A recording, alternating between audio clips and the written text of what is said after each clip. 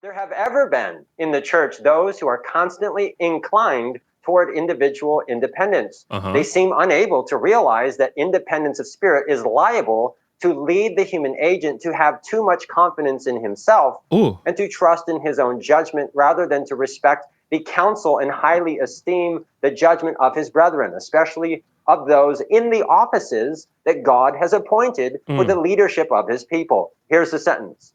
God has invested his church with special authority and power, which no one can be justified in disregarding and despising, for he who does this despises the voice of God. Whoa. Whoa. I mean, yeah, I've read the entire book. Listen, I get it. I get the context. I know exactly what this is about. Now, he's definitely laying the foundation for the early Christian movement, again, which they got the first name in Antioch and everything that goes with that. So, you know what the argument is going to be, Andrew? I totally Yes. understand it. The argument is always going to be the church is no longer, the leaders of the GC are no longer the voice of God. And they're going to make reference to how Ellen White at one time, even though we know there's context, but Ellen White at one time said the GC is no longer the voice of God, right? And some people will say there is apostasy in the church, right? And these men are not doing the right thing. So why should I trust them with my money? Which is the Lord's money, as you made it clear. But why should I return the 10% to leadership who are in apostasy, leadership who are teaching things and exalting things, saying things that are not right? And you and I can both agree there are things that the church is doing, and you've been voicing your opinion on the issue of abortion like nobody else sounding that trumpet. So now, what is the answer to that? And I know you've answered it in part, but I'm telling you, this is going to be one of the main reasons you're going to get a lot of pushback for the statement that you just made. How do you answer that? Yeah, so your question has several different statements that people will use. So to respond, number one is when people cite the statement by Ellen White or similar statements where she's criticizing or questioning or do I use the word condemning? But anyways, she's kind of negating the influence and decisions that are made at the GC. Mm-hmm. But there's a very important difference, and people are smart. People understand this, Mm-hmm. I believe. There's a difference between leadership, the people at the general conference, versus the general conference in session where a world church comes together and votes. I love that the church uses this word in our statement on tithing, that it's a family decision. So you may not like the decision of Peter Landless or Ganoon Diop or etc. over whatever issue, but while they are leaders at the general conference, they are not the world church in session. That's a totally separate concept.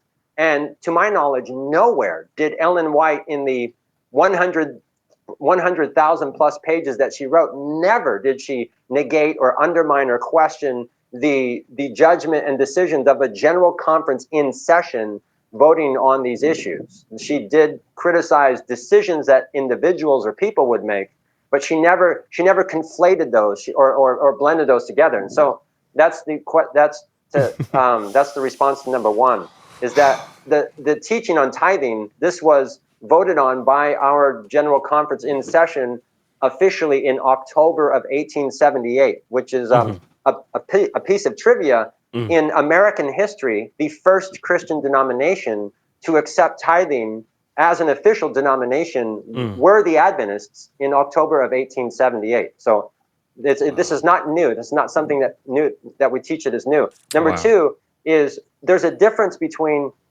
a church in apostasy and apostasy in the church. Mm. And it's very common for people on this topic to try to conflate those. You can't confuse So that. I mean, can you explain to are us there the difference? What the difference is? The church in apostasy and apostasy in the church. And I know Elder Mark Finley had said something similar in his discussion as well when it comes to the Conway Vine situation. He preached a powerful message on the Adventists. Some things I agreed with, some things I disagreed with. So what is really the difference between the church in apostasy and apostasy in the church? Well, that's a great question. of people to try to pinpoint who are the tares and who are the wheat and remove the tares. That's not our job. God will do that. Yep. Of course, at the same time, that does not mean a lack of discipline and leadership and addressing real issues. Yep. But are there problems in the church? Yes. Like, let me use the topic of abortion. Abortion is a serious problem. It's an official problem. That's Correct. part of the world church, but it has never been voted on the GC in session. Now, if the GC in session came together and the world delegates decided, yes, we're going to support abortion, pro-life Andrew, I'd be in a very difficult situation, because how can I be a member of a church that officially, as a world church, supports killing the unborn? That would be a huge dilemma for me. Yeah. But that has never happened because we've never been allowed to vote on it. Yes. So, and another important point is that when you return tithes at your local church, there's a portion of that stays at the church. Some of that goes to the conference, some of that goes to the union, some of that goes to the division, and some of that goes to the GC. And at each level, that is used for various evangelism or administrative or whatever type of programs, and it's given to all of that chain, that ladder. That tithe is distributed to hundreds, if not thousands, of different people in all levels of church leadership. And so, in order for you to say that you can take the tithe and give it to someone else, some other ministry, because the church is in apostasy, what you're saying is that every single individual at the conference, union, division, GC, everyone are apostates, and they're rejecting fundamental belief, and they've gone way off track. But that's impossible for any mortal to decide. How do you know that each person at every level is an apostate? That's just not true. There are, like I said in a recent video, there are, for example, woke conferences, but that doesn't mean that every person whose salary is paid with tithes supports woke or apostasy or whatever. There's just no way. And so, I mean, if you lived during the time of Eli and his sons, you would have said these people are apostates. Look, they're sleeping, they're fornicating with the women in the temple. They're stealing the sacrifices. These people are apostate times 10. And yet God had his faithful Samuels at that time, even during a time of just tremendous darkness. Correct. Now, if you hear, I mean, God forbid, I better not use a name. If you hear some great leader in our church who's fornicating and doing all sorts of, smoke, if you hear some great leader in the GEC who everyone looks up to, you hear that person has been smoking crack and visiting, different women at night, that would be terrible. It would be devastating. It would be hurtful. But that's not an excuse to take God's tithe and send it elsewhere, because again, there are hundreds or thousands of other people who aren't doing that. So you end up punishing the faithful Samuels, because of the decisions of Eli and his sons. This is a mouthful. I mean, I'm with you 100%, Andrew. This has been my cry as well. Is because again, I'm in a local church. We are part of a conference and everything, and I serve as an assistant pastor. And I sit next to people like yourself, and I see their flaws and their errors, the issues in the home and everything. But some of these men really love the Lord. And when I hear people talking about some of people in the church, I'm like, do you know I mean, unless you live in a cave, but if you sit down and you really hang out with Seventh-day Adventists, you're going to find out these are real people with the same flaws like you do. And some of them are seriously faithful. Some of them are doing better than others. There are different degrees. But I agree with what you said, because I had to preach a message just last week on the wheat and the tares.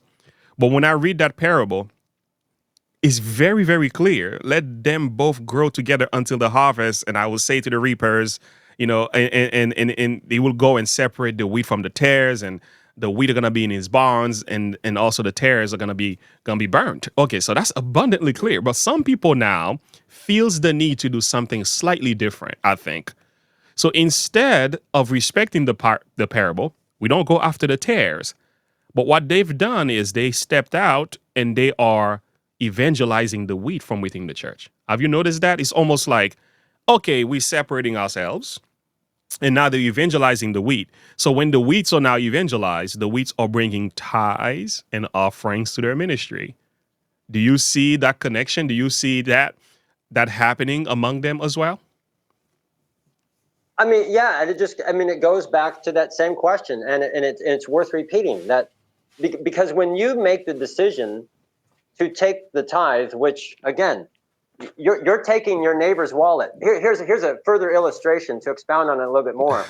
Suppose that your neighbor Joseph, he's actually a good guy, and you like him, and maybe he's religious and loves Jesus and a Christian, or maybe he's even Adventist. Yeah. And you find Joseph's wallet, and you open it up like, "Whoo, Joseph's doing well. Look at all this. Here, I have a bill right here. Look at that.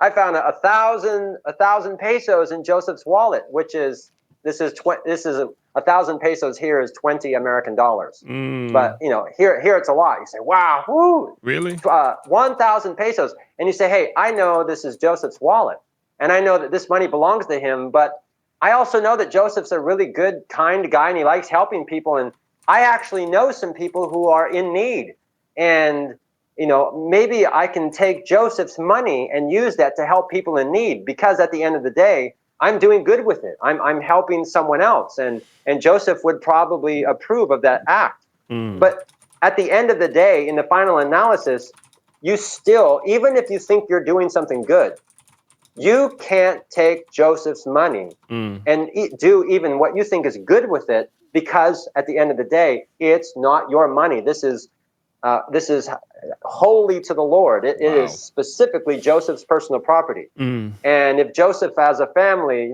decides that you're free to do that, then you're free to do that. Yeah. But you just can't do that. It's a matter of honesty. So Wow. I think it's fair and helpful to affirm that people may have good intentions, and they simply want to help, do something that they think is helpful. But at the end of the day, you just can't do that. It's a family decision of the world church, and that's how the tithes should be returned. And by the way, this is not specific to Adventism. This is true of every organization on planet Earth. If you join the, I used an illustration one time, the Association of Fans of the Fiji Rugby Club, and you decide to join as a member of the Fiji Rugby Club, Rugby Fan Club, and you have to pay your dues, then you made that decision when you joined the organization to return your dues. Now, you can't be a member of the Fiji Rugby Club, Rugby Fan Club, and then take your dues and send them somewhere else, because that you promised to do that when you joined. And so if you don't want to return it to the club, then you have to leave and go find some other organization. Wow. But that's not what people want to do. They want to say, I'm an Adventist, but I get to do whatever I want. I get to decide where the Lord's tenth will go. And when you do so, you're rejecting the world church's family decision. Whoa. My goodness. Some people are in the chat room agreeing with you. Some people are saying, somebody says, Happy Media Connect statement, oh, we're wrong. Some people are saying you're wrong. Some people are agreeing with you. Some people don't like what you are saying. But I'm seeing, I'm seeing a lot of things. I want everyone listening to notice this. If you say that I'm wrong, or you say I'm incorrect, then you state exactly why. You list a biblical, clear, logical argument and evidence why what I'm saying is wrong or incorrect. That's one of my favorite texts is in John chapter 18, verse 23. John 18:23. It says, John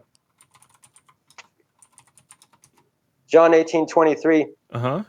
I'll read verse 22. It says, when Jesus said these things, one of the officers who stood by struck Jesus with the palm of his hand, saying, do you answer the high priest like that? Verse 23, Jesus answered him, if I have spoken evil, bear witness of the evil. But if well, why do you strike me? Jesus made it very clear, if you're going to make an accusation or some claim, you had better provide actual evidence for your claim. You can't just, and it's sad to see this on this tithe topic, you can't just go around and call people Babylon or liars or Jesuits or whatever. You can't, as a Christian, you can't just say things out of your mouth, whatever you want. You have to provide actual evidence why it's not correct, or why the person you think is a Jesuit or whatever. So if people disagree and say Andrew's wrong, first of all, and this is also needs to be stressed, this is not about Andrew. This is the official world church position. I'm literally looking at it right now, voted in October 1985. This is not about Andrew. This is a world church position. Principle number 1, the tithe is the Lord's and should be returned to the storehouse, the conference treasury. That's not me. That's the official church. Don't get mad at me. Yeah. So if you say I'm wrong, you're saying that the church is wrong. So in other words, what you're saying is when a person becomes a 7th-day Adventist, in essence, they're agreeing to these policies that has been voted by the church. If you accept the title as a 7th-day Adventist, and you usually go through a series, especially during baptism, right? They tell you these are the following things you got to believe: Sabbath keeping, eating healthy, returning tithes to the church.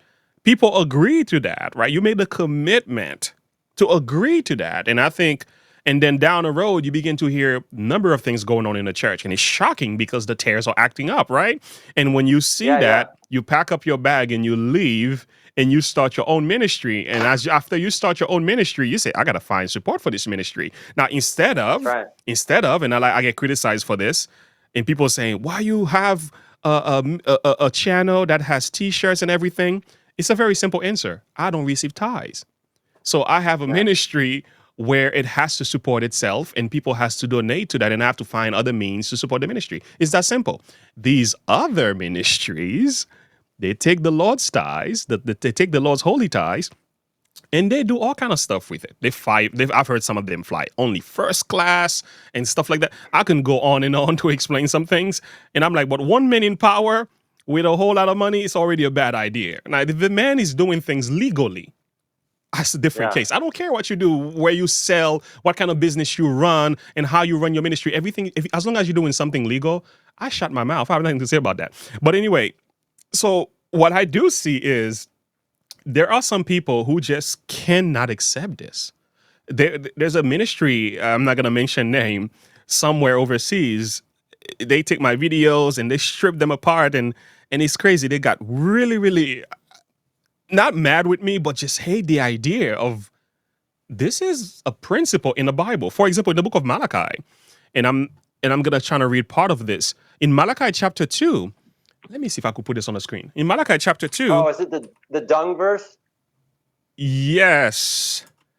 And a lot of time people say, and I have to say, that right there really changed my perception on the way we talk about this issue. Because in Malachi chapter 2, there is clearly apostasy going on.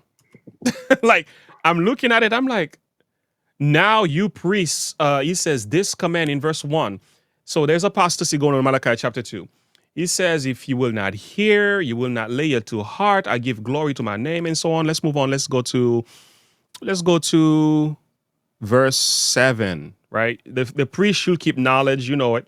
For the priest's lips should keep knowledge, and they should seek the law of his mouth, for he is a messenger of his of host. And we are told, but you departed out of the way. You've caused many to stumble at the law. You've corrupted the covenant of Levi, saith the Lord of hosts. That is crazy. Those people are acting up. And he says there were other things that were going on as well. They were violating the law. They were not living right. They were bringing, even the offerings that they were bringing to the Lord were not without blemish, without spot, in a sense. But when you get to verse 3, the Lord still says, bring ye all the tithes into the storehouse. Because I was reading this, I'm like, wait, with all the apostasy going on in Malachi, Lord, why you want still? It goes back to the answer that you give. Because there are still faithful ones in the midst of the apostasy. The wheat and the tares are working together, even though you may not agree with the activities of the tares, but the wheat still exists and there is still a ministry to run. You just can't shut that down. One of the graphic examples I love from Malachi chapter 2, verse 3, is the situation was so bad and God's response was so strong. In verse 3, it says, behold, I will rebuke your descendants and spread refuse on your faces, the refuse of your solemn feasts. That word refuse, I think in the King James, it's dung. Because the Hebrew word for that, if you look it up, is Malachi 2 verse 3? You said Malachi 2 verse 3? Malachi chapter 2 verse 3. Yes, okay. He says, I will core up your seed. I will spread refuse on your faces. The Hebrew word for refuse is Strong's 6569, and the definition is, I'm reading from it right now, fecal matter. So these people were so far gone, and God was so upset with them, he said, listen, I'm going to rebuke it. I'm going to spread feces on your face. And then he turns around and tells everyone else, and you better return tithes to these people. That's whoa. Yeah. Wow. Yeah. You thought I had to wrestle with that too. And as soon as you get to verse 3 chapter 3, verse 8, you know the famous text, bring ye all the tithes into the storehouse. It's like, wait, Lord, the first 2 chapters, you're talking about how erroneous and sinful and apostasy is going on among the people of God. And in the same book, he said, will a man rob God? Yet you have robbed me. He's like, yeah, I address the leaders and their flaws. So God is not justifying wickedness among the leaders. He's balanced. But he turns around and say, you still got to be faithful to me, though. It's like, you still got to do what is right. And it's shocking. And I think people have to wrestle with that. And I would like to hear somebody trying to give me a new interpretation of that passage. Because when I read it, I'm like, yo, that's crazy. There was apostasy going on to the point where God, like you said, man, he wants to put fecal matter on people's face. BM on your face. That's just... Yeah. But wow. he still turns around and says, bring you all the tithes into the storehouse, that they may be food in my house. Wow. Now, here is the question now. And I know you've answered it in part. Is the conference the only storehouse? Only the conference. No other place could be considered as storehouses. And the answer to that question is to go back to the flow diagram. Are you an Adventist? Yes. So therefore, the church has authority. And now here's the good news. I mentioned this in a previous video. I said if someone in the church, if you don't like the church's official position, if you want there to be other storehouses, you are free to start a campaign to persuade church leaders at the union, division, and GC level around the world to modify or change the position so that we can send tithes to, for example, some independent ministry. You're free to do that. We as a church can make a family decision and modify or adjust our teaching. Mm-hmm. The problem is, and everybody knows this, there's no way you're going to persuade the leaders of the entire, forget North America. You're not going to persuade Latin Americans, Asians, and African, all the people out there, to try to adopt a different system where people can send tithes elsewhere, because everyone recognizes the moment you make even one small loophole to send the tithe elsewhere, everything can go through that loophole. And so it has to stay in the church through the local conference, which is the easiest way to return tithes, because the moment you make one small loophole, anyone can do it.